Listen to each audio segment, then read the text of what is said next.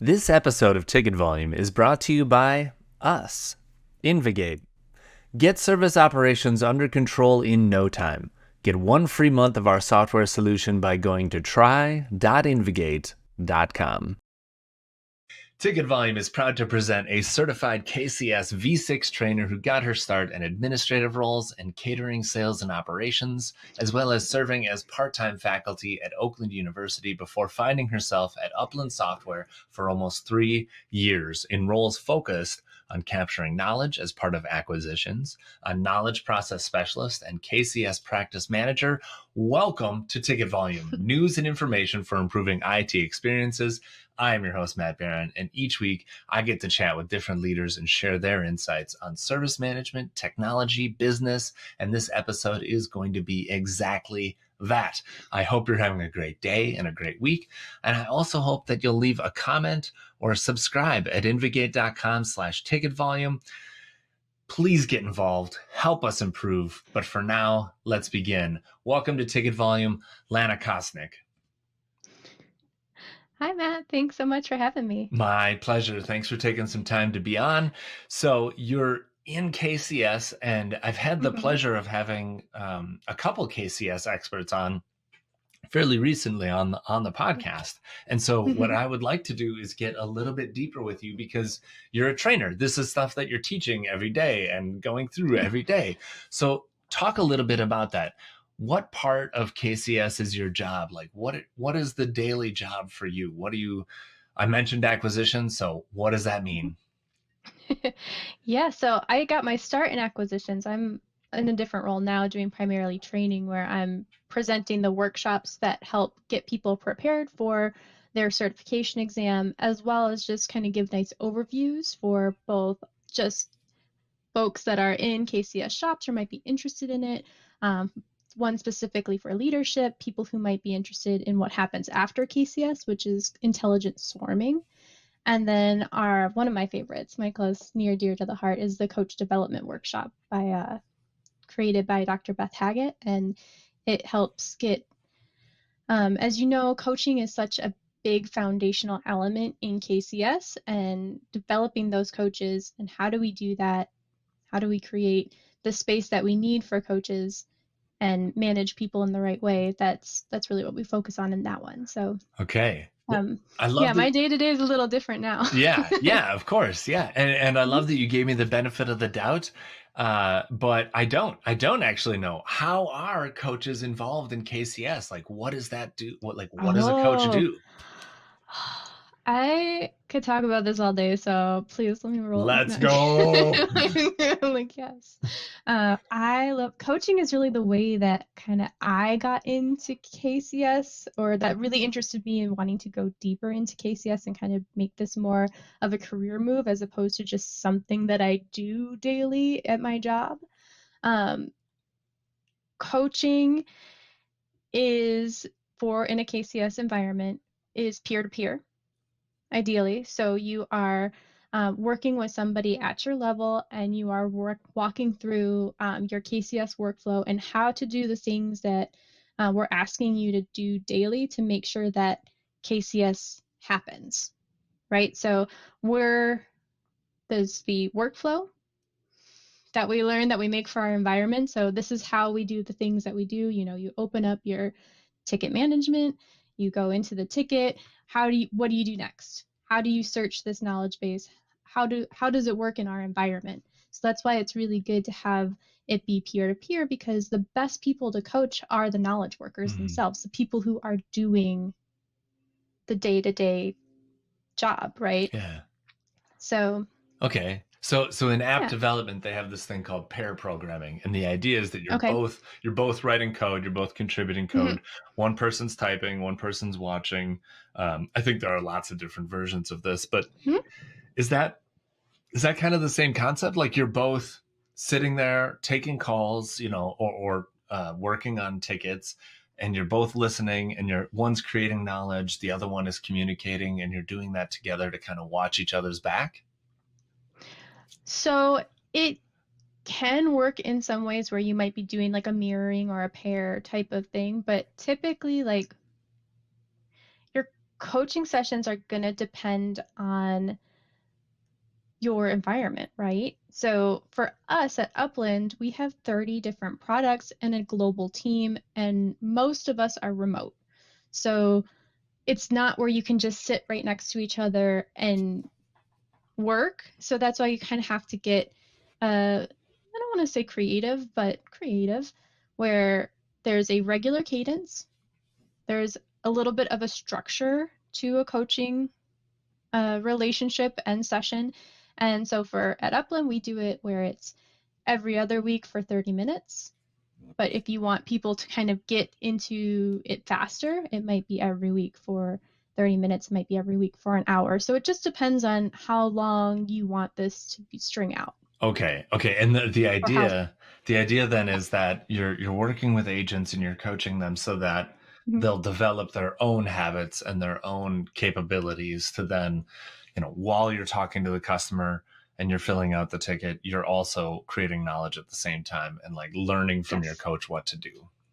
Yes, exactly. So as a coach, I am also someone who will work tickets. So I know this workflow deeply. Mm-hmm.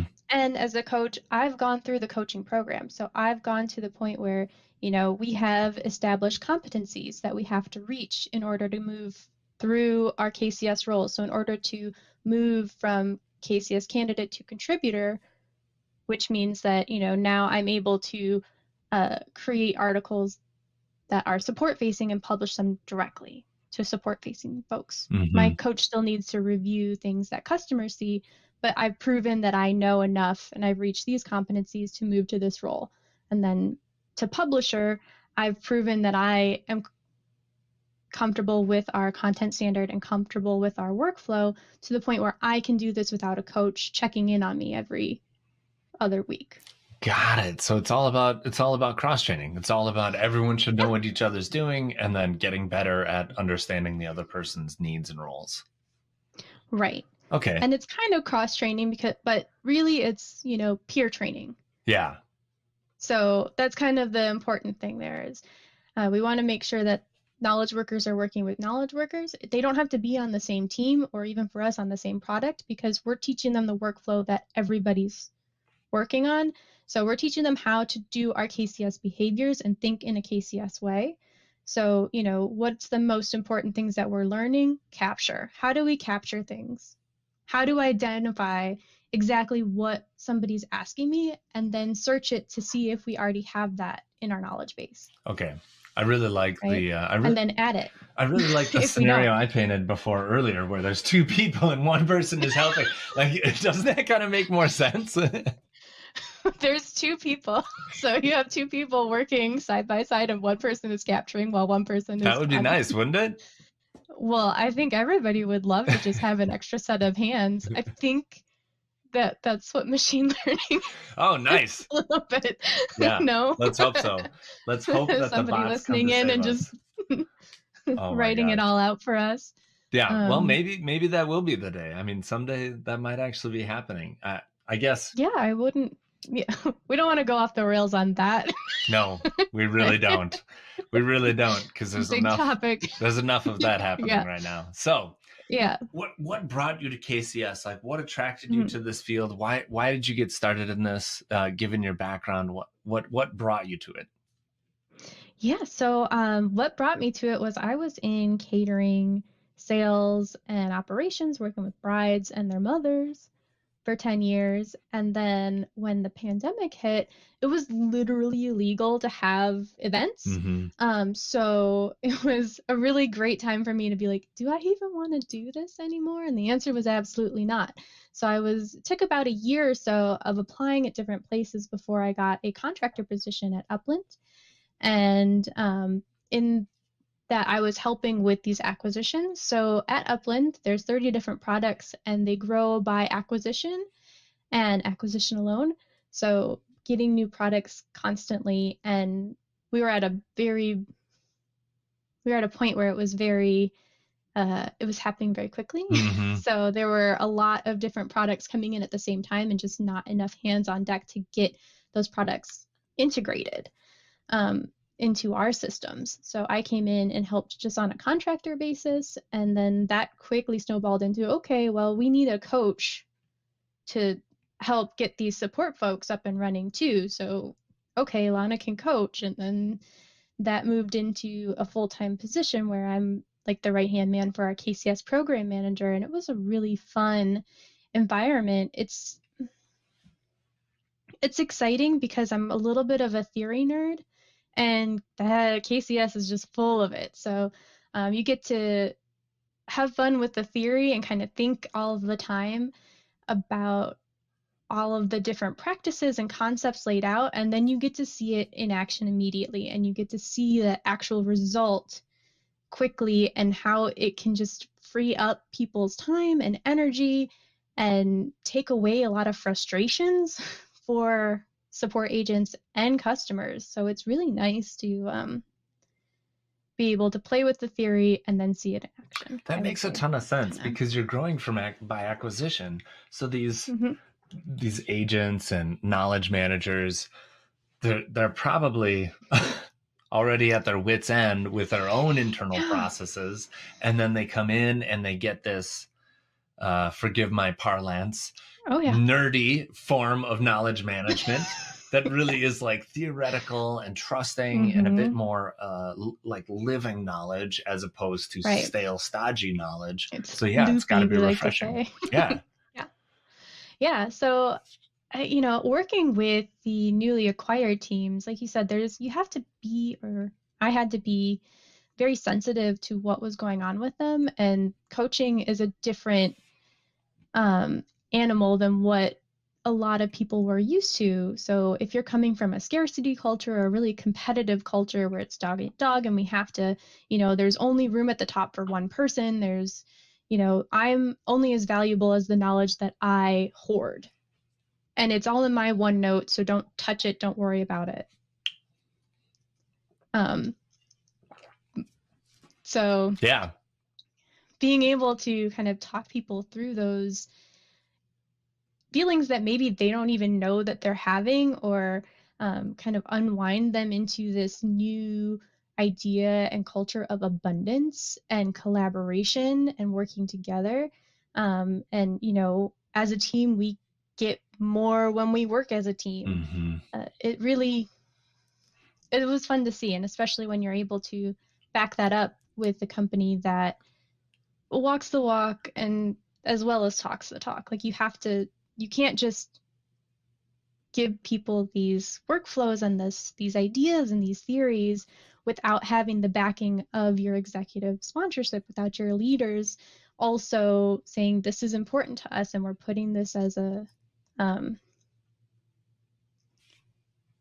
framework, forget me. something to Yeah, guide them, framework. Yeah, something to grow. something to guide them. Yeah. Yeah. Yep, we're putting this in as a priority. Yeah. I mean, you put it perfectly that because you're growing by acquisition, these companies are already on the chopping block, or these products Mhm. are already on the chopping block. Either they're not profitable enough, or they're out of money, or they're out of resources, and so someone comes in, Upland comes in and picks them up, and right away you've got these, again, forgive my parlance, Right. those tainted goods, so to speak, and they haven't been in a place of psychological safety. They don't Right. have support. They don't have even probably the tools and resources that they need to do their job successfully. And so you basically you're getting them in, getting them Mhm. set up, coaching them, and then helping them heal. Right. That's a lot of it. With coaching, a lot of it is giving them space to to get out of their own way and reach the goals that they want to reach. Yeah. So you're not able to really set goals as a coach. They have to set goals. You're there to help them reach those goals. There's always going to be this expectation that, yes, part of coaching is that you're moving forward through these roles, or at least that you're engaged enough and working towards this particular goal that the company is setting, or that the expectation is there. But ultimately, as a coach, I'm just helping them get out of their own way. And I'm trying to make sure that if there is something in their way, their managers know about it and can help with those roadblocks, right? So that's the role of the manager in a KCS space, is to move those roadblocks out of the way. Make sure that people have the time to do what you're asking them to do, but also, if there's a process that butts up against another process, we need to look at that and not just like, oh, someone else will deal with it. Yeah. We need to figure it out so that they can do their job. Yeah, because nothing happens in a vacuum. You always affect something, right? Yeah, and I have to say, like some of the most talented, skilled people that I've ever met are coming from these acquired teams. Like they have, they're resilient from all of the things that they've probably been put through the ringer for, and also just like a lot of them are coming from either smaller companies that they've had to build up, and they've just built up to the point where they need more infrastructure, and that's not a bad thing, but it's also like, I just want to make sure that that's said too, that these people who have gone through it a lot of times are just so valuable. Mm-hmm. The institutional knowledge that they carry is important. And it's not just because they're the only ones that carry it, but it's because they're able to grow with it. Yeah. Yeah, they're the heroes. They made it this far, right? I know. and it's not easy. And you're right. A lot of times the knowledge is the value of the organization, especially in the support organization and the support culture. That is really where, and now that the so-called AIs are here, it's definitely even more important and more valuable. So let's talk a little bit about KCS, because you're a KCS trainer, so I got to pick your brain, right? Please. What are some of the key concepts? Like if you're explained, like let's say someone's traditional knowledge management and you're just introducing KCS for the first time, what are some of the concepts that you need them to grasp right away? Well, the concepts, like the way that we like to introduce it in the workshops is we'll introduce the solve and evolve loop processes. We'll go through each of those practices. So there's 8 practices. The solve loop has 4 and the evolve loop has 4. Got it. We'll go through each of those practices. And then we like to, once we've gone through all of those practices and how they work together, we like to wrap it up with the core concepts. We used to start with the core concepts, but we found that once we actually ended with it, people remembered it more, and it was more like an aha moment, like, oh, that makes sense now. Everything is connecting. I explain it like the last piece of the puzzle, putting it in, and it's like everything works now. But the core concepts are my favorite, and there are 4 principles. There's 10 core concepts. I can go into those if anybody wants to. Let's do it. Let's do it. No. Come to my class and see the whole 10 core concepts. But the 4 principles are abundance, create value, demand-driven, and trust. So we can use those 4 principles to really filter out any questions that get asked, because in any KCS environment, if you're going to be constantly asking questions. What do I do with this? This is a weird situation. How do I handle this? And how do I do this in a KCS way? Well, are they going with these principles? Are we coming at it from a place of abundance or scarcity? Are we afraid of not putting this out there because then they have it and I won't? Mm-hmm. That's a problem. We want to come at it where more knowledge is great. We'll share more, learn more, right? Are we creating value? So are we working the tasks that we need to do, but are we also thinking about the big picture of how my tasks fit into the bigger vision? Are we trusting our people? So are we trying to close things off because one person maybe made a mistake, instead of teaching that one person and coaching that one person up and thinking of them as the exception as opposed to the rule? Maybe we should come at it from a place of trust. And then demand-driven, this has kind of been something that's helped me in my personal life too, is there a reason that we're doing this? Right? So we're looking at just in time, not just in case. So when something comes to my plate, I handle it then. Not think about all of the things that could possibly happen in any situation backwards and forwards, and then make this giant book about this issue. No, they had one simple question. Give them a simple answer. I don't Yes. need to find them every answer about that subject. I can just go. Yeah. So, I like that. Just in time, not just in case. That really makes a lot of sense. yes. Because you're right. I mean, I've seen knowledge teams spend weeks, translating HR policy into simple to read documents. And Hmm. it takes a ton of time, but in reality, it's probably been asked 1,000 times in tickets already. How Hmm. much time do I acquire for PTO time off per week? And that number has been put into a ticket somewhere already, probably again 1,000 times. So Hmm. why not at that time capture that and make that the knowledge? Yep. Okay. So that's exactly the example. That's a wonderful example. So just capturing things as you go and building that knowledge base as people bring the question to you. Um, so that there's still a really important space for product documentation and for, product manuals and more formal knowledge management. Yeah, you need it. You need it. That's important. You don't want to, KCS is not trying to get rid of it. We're trying to work alongside it. And the way that I like to explain it is with KCS, we're reacting. So knowledge is the byproduct of an interaction with KCS. It's not anticipating what we might need to know. And product documentation is proactive. They are writing, how does this feature or function or tool or process work in the way that it's thought to work? Applied. Yeah, the way that it's put into practice. More like with proactive documentation in the way that it's meant to work. Yeah. And then with our reactive KCS documentation, it's in the way that we're using it.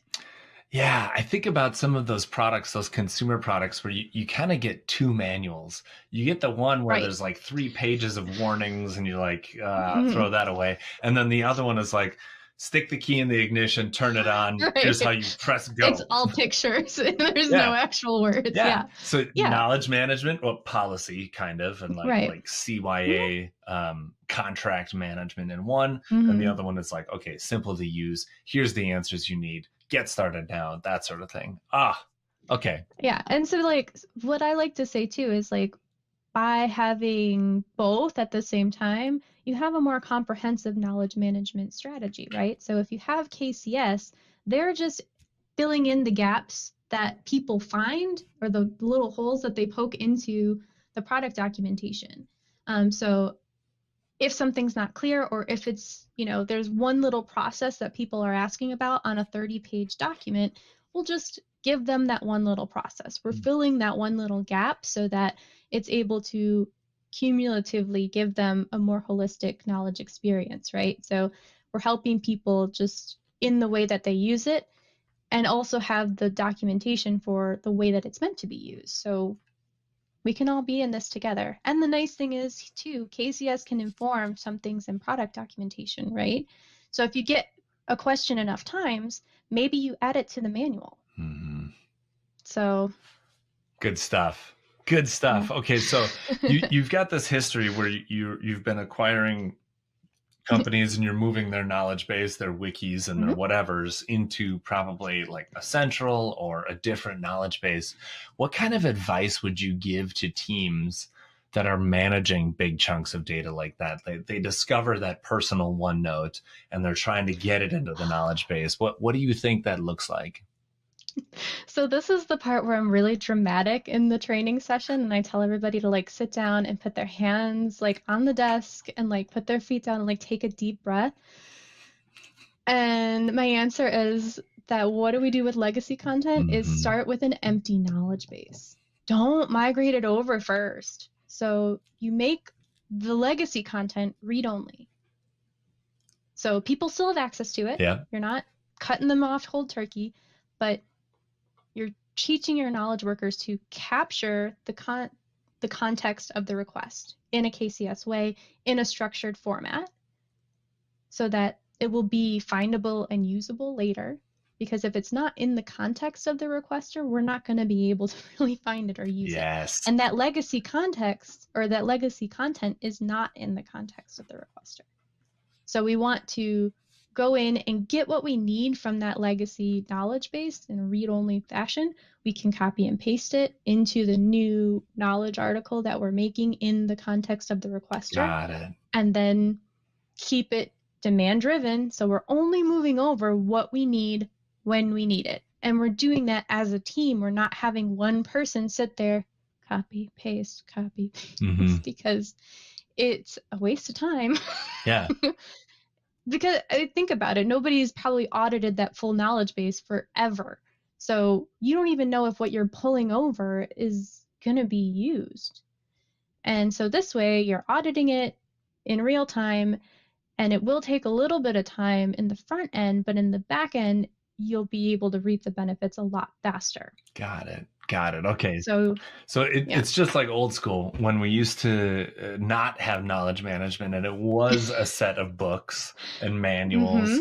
They were read only, because all you could do was read only. Yeah. It's like, here's a book. And so then you take that and you're like, oh, this is super useful. Put that in to the knowledge base, and then you've got it for reference. Kind of the same idea. So I've got one more question for you, and that is, what does good look like in KCS? Like, how do you know that you've got it in place and that it's working well? What is the feeling? What are the outcomes? Yeah, so the outcomes of a good KCS, or a successful KCS adoption will be, you'll see operational efficiencies.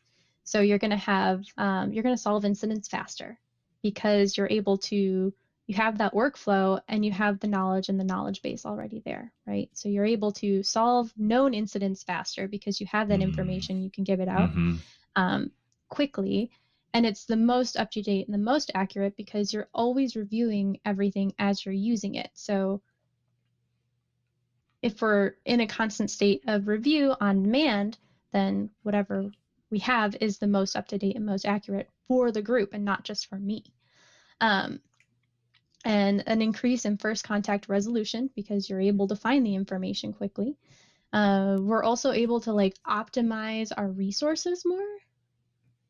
So the whole point of KCS is not to get rid of support agents or to lower our support folks that are working on the teams. It's to just flatten it, right? So we don't need to add more folks as we grow. Historically, we'd have to just go together where we're adding as we're growing, but we're able to flatten it, and we're able to realize that cost benefit because we're more efficient. Okay. Yeah, some other ones are self-service success. So we're going to see people actually we're going to see customers using self-service and having success with that. So what success looks like should be defined by your team beforehand. But a good indication is they look at an article and then don't open a ticket. They look at an article, they don't make a call. Yeah. Or, there are also explicit things where, you can vote yes or no. So was it helpful? Yeah, it was great. And then we're also able to provide organizational learning and development, right? So that comes into when we were talking about putting new information into our product documentation. We're developing things. We might be able to catch bugs faster and bring those over to our development team. I like to say for our KCS program managers, it's good to keep a running list of things that you've suggested as an enhancement request, and then see when you requested it, if or when it gets applied, and you can then kind of prove your value. Look, we've brought this to the attention of the development team based on the information we're pulling from our efforts here. So we're making this a better space for everybody. Yeah. Better product, better processes, better everything. Yeah. All the life cycles, all the ecosystems that are related to knowledge, then thereby improve. Right, exactly. Okay. Fascinating. That's a very fascinating perspective, but it kind of makes sense because a lot of the metrics and measures that we already use in knowledge management and the related processes like incident, problem change, feature enhancement, that sort of thing. Right. They're all so dependent on it that if they're not improving, then you're doing something wrong. Then it's not, then you're right. Then there's something that we need to address in one of those processes. But yeah, those are the kind of things. But, also you're going to feel a culture shift in a KCS environment. So, we have leadership style, that newer leadership style versus the old school management style. Mm-hmm. We're trusting people, we're collaborating, and that trust goes a long way, right? We're also, with having that coaching program, we're kind of, without really trying to, we're kind of putting in our own little mentorship game here. So you get a lot of benefits from just having the space and time for people to grow and work together and do the right thing. Yeah. It's a mindset shift. I love how you brought it back to the 4 principles. You're like, is there more trust? Are you creating value, and are you feeling like there's abundance? So fantastic. Lana, how can people get in touch with you and learn more? Yeah, so you can reach out to L. Kosnik at uplandsoftware.com or KCS at uplandsoftware.com, and I'll be so happy to talk to you. Awesome. Thank you so much for your time. Thanks for being on Ticket Volume. Thank you. And for the rest of our audience, did you know that you can join us for a live recording? Register today at ticketvolume.com and click on register. And thank you for listening. You can change and improve this podcast by DMing me or leaving a comment or emailing us ticketvolume@invigate.com, or just put it on the internet. I'll probably see it. And speaking of Ticket Volume, did you know that this podcast is brought to you by Invigate? It's a fit-for-purpose service desk solution with integrated asset management designed to let you focus on supporting your organization without arduous implementations. In fact, IT teams from Toyota, NASA, and McDonald's use Invigate to manage requests, automate workflows, and centralize inventory data so that they can focus on delivering better service, because good service is good business.